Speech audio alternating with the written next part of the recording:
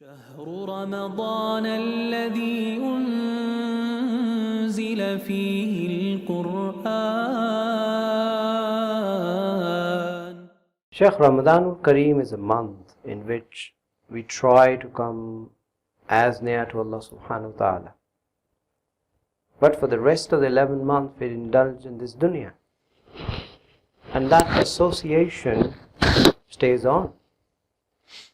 So how can we keep us away from the indulgence in the dunya in the month of Ramadan? You see, there are two kinds of acts of dunya. One act of dunya, for example, meeting with friends, inviting friends for a meal, visiting the sick, are actually acts of dunya, but the intention behind that is deen, is akhirah. And that should continue in Ramadan.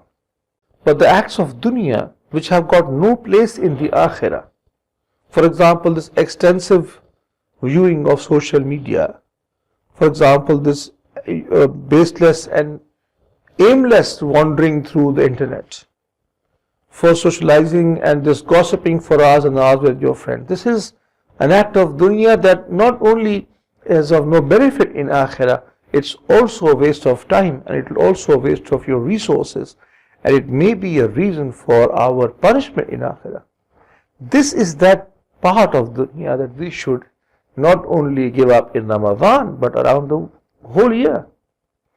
So spend this time wisely.